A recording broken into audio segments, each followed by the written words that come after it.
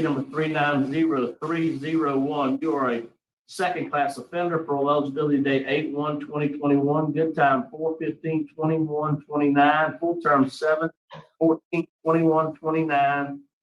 128 years, 6 months for armed robbery, 2 counts, first degree robbery, 2 counts, habitual offender. Does that sound correct? Yes, sir. And we have Miss Monica Dillon here. That's a victim that won't be speaking.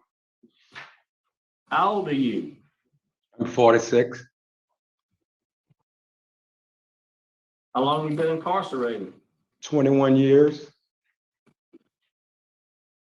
You have a high school diploma or GED? Yes, sir. Which one? GED. That I've completed a Tulsa Job Corps before incarceration. Okay.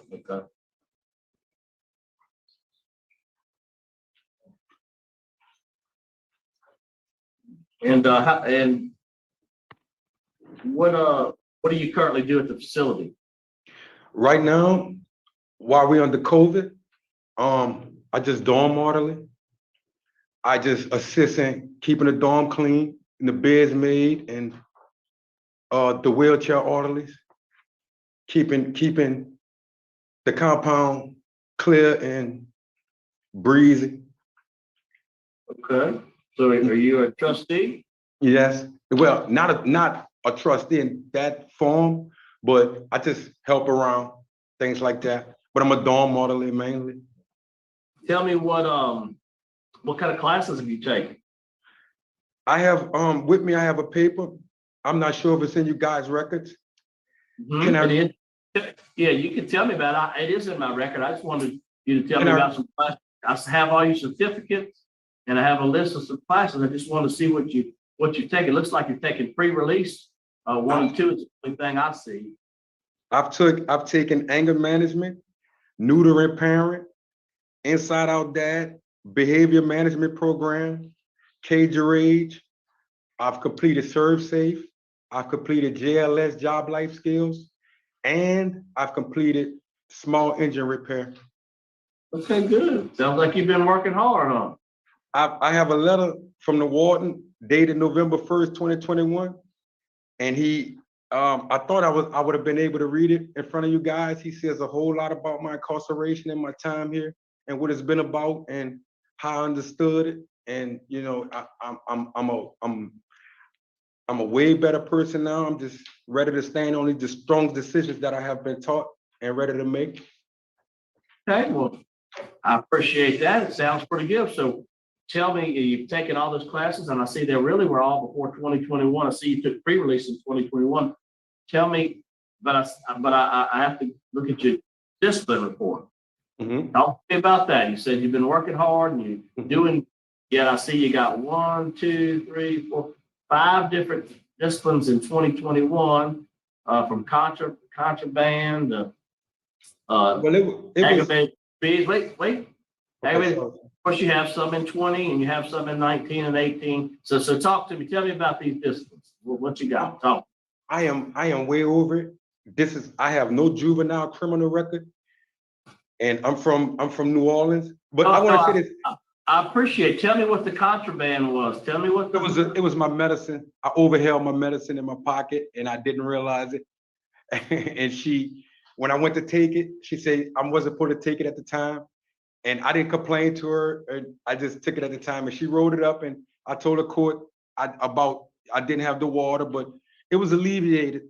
I promise you, it was alleviated. What kind of medicine you take? It was an OTC, sir, a Benadryl. A Benadryl, that's all it was, a Benadryl. But I didn't take it at pill call time, and she wrote it up. I did take it at pill. I don't have no real write-ups as far as with security. Everything was. What about aggravated disobedience? That was a Rule 5, and that also was dealing with a pill call with my Benadryl and taking medicine. It is nothing. What was going on with that?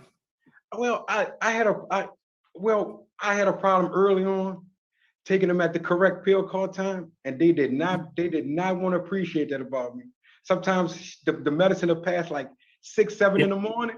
I said you weren't following the rules, is what you weren't doing. Well, I was sorry, Hey. but the medicine pill call came early in the morning at 6 o'clock, and I sometimes I just wait till like 8 or 9 to try to take it, and they just be like, no, take your medicine at the correct time. But it's alleviated, and I'm no longer on the medicine. I'm fine now. Do you have any mental health problems? No, I just no, I just used to see a shrink. I had a rich family, and we used to go and see a doctor once a year. And as I came to prison, it just continued. No, I have no real mental health problems at all. You used to see a psychiatrist, you said? Well, I have my family has a psychiatrist, and he used to see us like once a year. And when I came to prison, it just didn't stop. It didn't change. My family requested that I still see him here, and that's what's going on. What you gonna do if you're released early?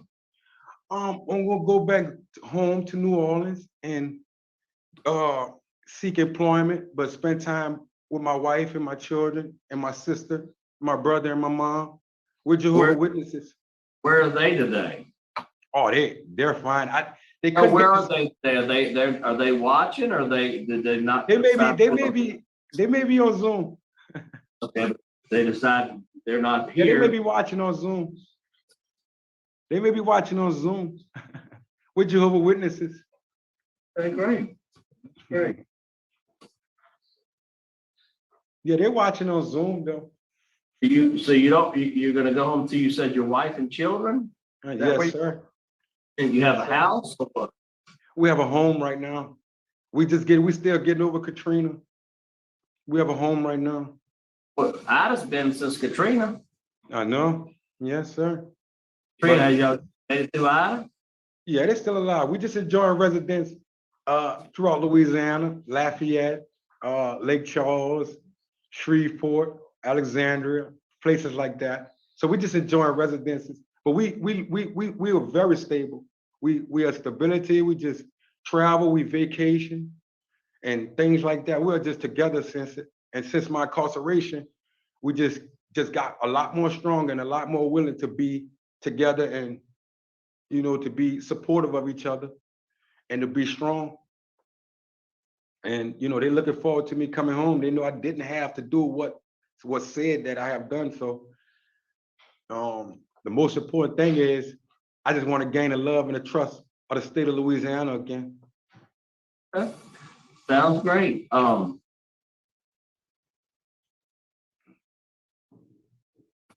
Well, tell me, so you've been in 20, how long you been down? 21 years, since 2001. Tell me what caused this incident.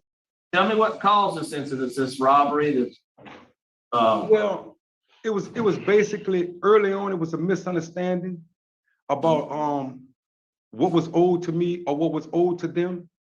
And law enforcement were called, and I went to court, but I felt that my trial was kind of unfair, as it was in a newspaper article that my lawyer took money from the judge and it went under the table. But as I did these 20 years, it's not even a concern now. I'm just so happy to be on this parole board and to have you guys at my side with this understanding that I need to go forward and I need to be a young man again. And I need to focus on what's important and be knowledgeable and teach and be a great mentor. My time here has taught me I couldn't do nothing but hurt myself. I cannot hurt anyone else. Gordon, you have any input for us here? Yes, sir. He does have a low Tiger risk assessment score. My records reflect he is a mental health patient. He's a level of care 3.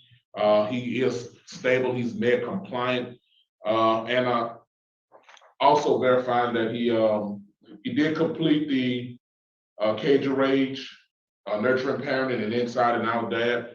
However, our records are indicating that he did miss his last 2 mental health appointments in May and June of this year. All right. Thank you.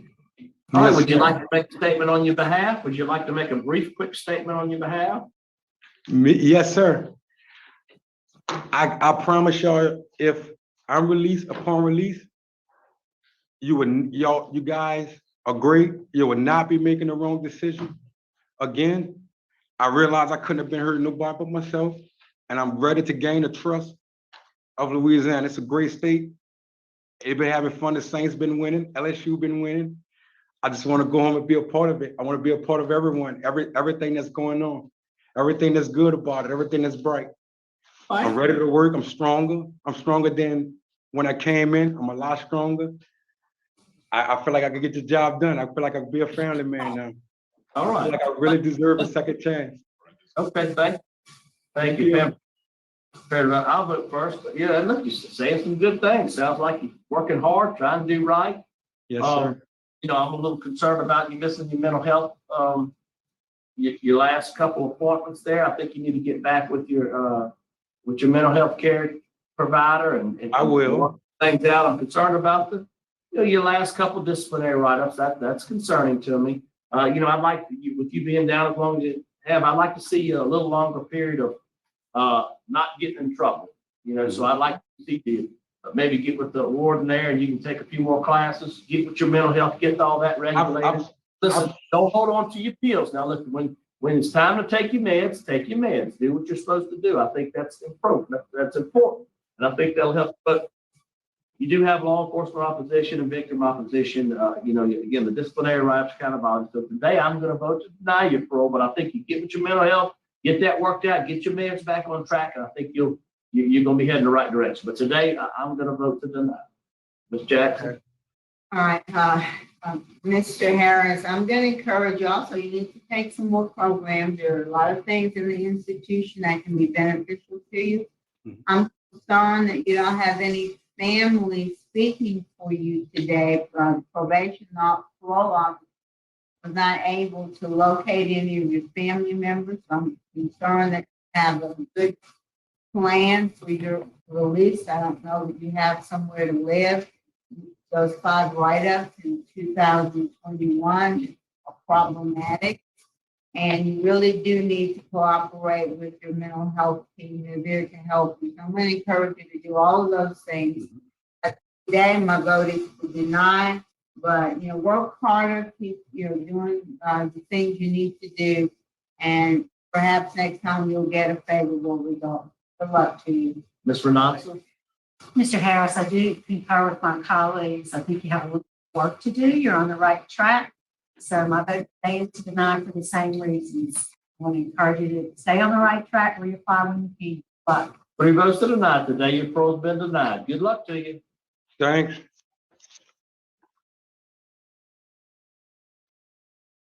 You know, I think they probably should have brought up the fact that he's in a mental health level 3. I don't know what's more severe, 3 or 1, but it was like as the hearing was going, I'm like, is this guy all there? I kind of felt bad for him. He keeps talking about his family's there for support and how he just wants to. I mean, it just you got the vibe, and I think the parole board got that vibe too, and that's why they asked the question and then they got the answer. And I don't think they're probably ever going to let this guy out. I wonder if we're seeing symptoms of him missing the last few appointments. And I almost wonder how that could happen, that you would miss those appointments. What are they doing at those appointments? Are they just check-ins? Are they, you know,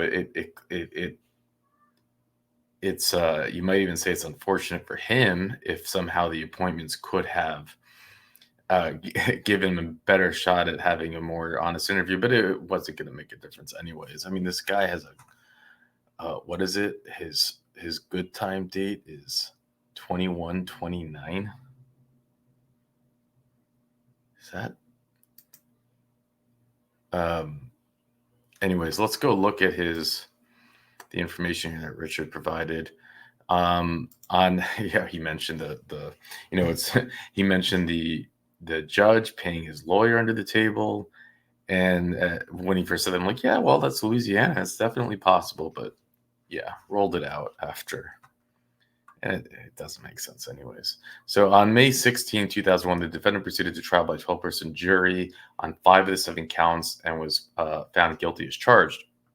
On 2 counts of armed robbery, guilty of the lesser offense of attempted simple robbery is a count of attempted first-degree robbery. Guilty is charged in the first-degree robbery, not guilty of attempted first-degree robbery. On June 27, 2001, 1 count of attempted first-degree robbery and 1 count of first-degree robbery was null. What's that word? Null prosecuted. That same date, defendant was sentenced to 50 years at hard labor on each of the armed robbery convictions without benefit of probation or suspension of sentence, 3.5 years at hard labor for attempted simple robbery conviction, and 25 years at hard labor on first-degree robbery conviction without benefit of parole. The trial court subsequently adjudicated the defendant a second felony habitual offender, vacated the original sentence, sentenced the defendant to a second felony habitual offender, imposing the same sentence originally imposed to run consecutively. The trial court denied the defendant's motion to reconsider sentence. So they basically said, we're throwing away the key. Where did they go? They do go through the details. So let's go through those details. See why they threw away the key. Monica Butler testified on December 6, 2000, between 9 and 10 p.m. She was walking with her 3-year-old daughter from the parking lot to her apartment complex in Roger Drive. She noticed the shadow of a person overtaking her, and she turned around to see the defendant, who demanded a purse. The defendant had his hand in his jacket pocket as if he had a weapon. The victim picked defendant's photograph in the lineup shown to her by Patrola. She later identified the defendant in court as the person who tried to rob her. On cross-examination, Mr. Dillon testified that although it was dark, there was sufficient lighting. They don't say what happened. Did she, to rob someone with a 3-year-old? It's just... Cheryl Williams testified that she and her husband and their daughter were returning to their apartment on January 11th, 2011, at approximately 8:30 p.m. when the defendant robbed them. She was getting out of the car with her daughter when the defendant approached them and asked for her purse. She said that she did not have any money, and the defendant countered that she did and threatened to shoot her daughter. Miss Williams gave the defendant $10 or $20, and he demanded more, telling her to ask her man, referring to her husband. Eric had been fumbling around in the back seat when Miss Williams called out to him, telling him that the defendant wanted their money. Eric said that he did not have any money, but suggested that the robber take their leather jackets and sell them. The defendant then fled. Did he take the jackets? Miss Williams said she never saw the weapon, but the defendant threatened to shoot her if he did not give him her purse, and that he had his hand behind him as if he were in his back pocket. Both Cheryl and Eric select defendant's photograph in the lineup conducted by the detective. Ms. Williams admitted in cross-examination that when shown the photographic lineup, she believed one photo was of a person suspected by police as being the person who robbed her. New Orleans Police Detective David testified that he prepared the photographic lineup containing the defendant's photo, which he displayed to Monica, but Monica positively identified the defendant as the person who robbed her in Roger Drive. The detective displayed another lineup containing the defendant's photo to Cheryl and her husband, and both the victim and her husband viewed the lineup separately and each positively identified the defendant.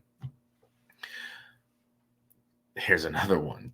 Tina Jones testified that the defendant robbed her on November 29th, 2000. Miss Jones, then 5 months pregnant. He just likes going after pregnant women with children. And I think that's part of why they threw the book in. Again, remember, there's no evidence that he had a weapon. He probably didn't have a weapon, but I think they're just pissed off that he's going after, families and women with kids and pregnant women. And they just said, this is not going to happen. This is not cool. And rightfully so.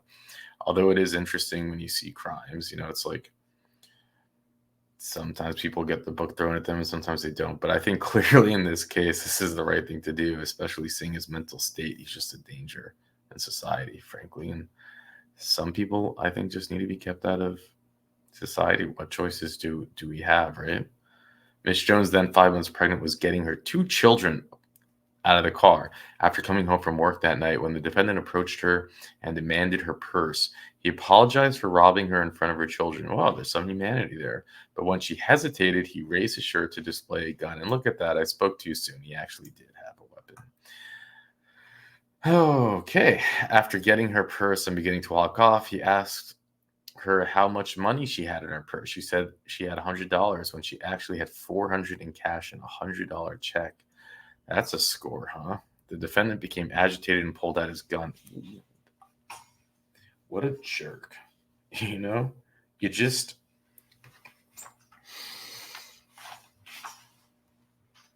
oh my gosh. You know, it's like you can, what is it? What is it? There's got to be, you're robbing women and children.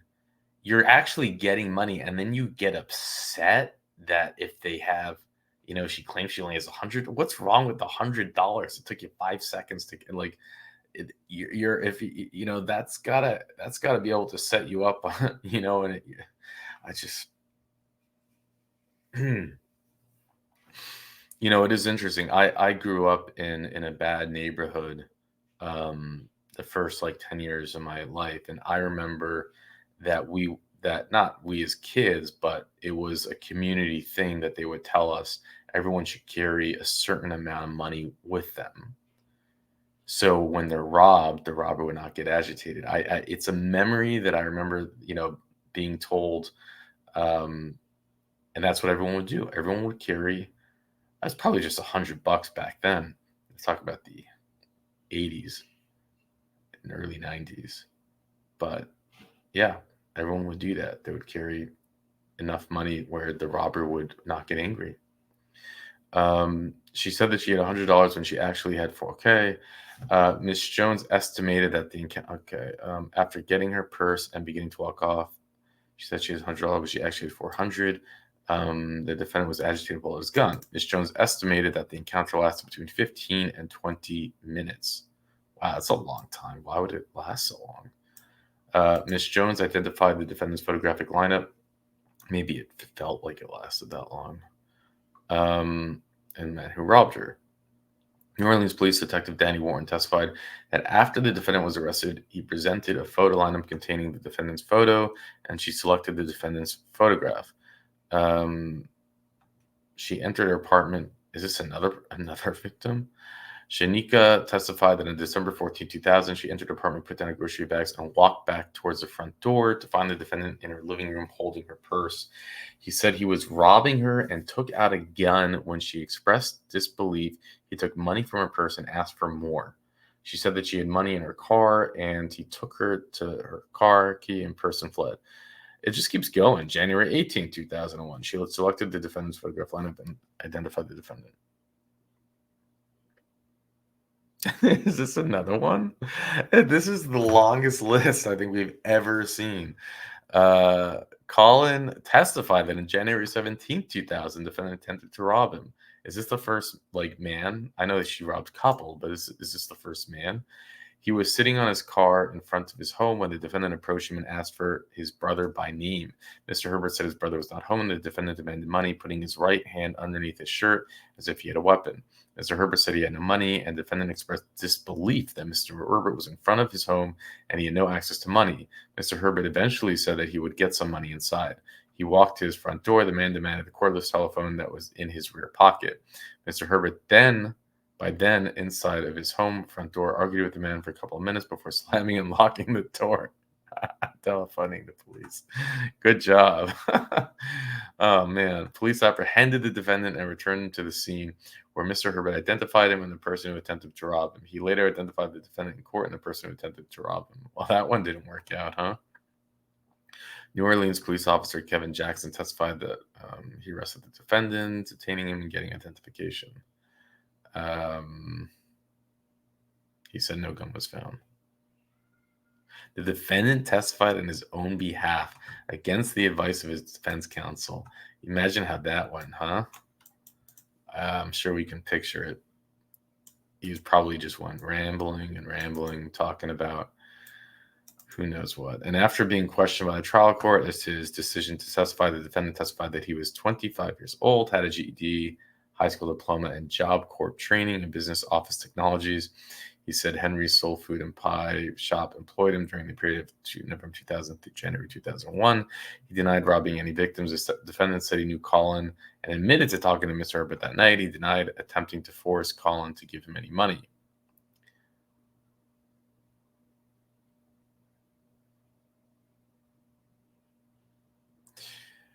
You know, I don't feel bad for him.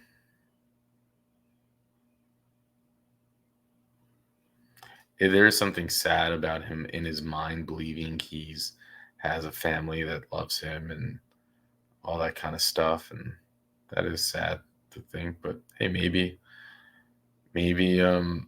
it's not. Maybe it's better that he lives in that illusional world, and it's more.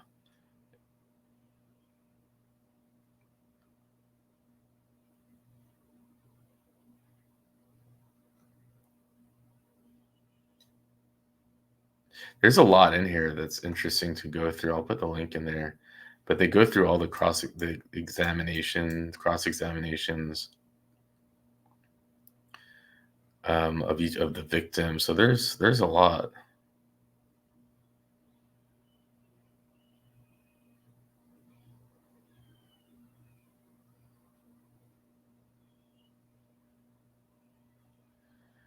Um,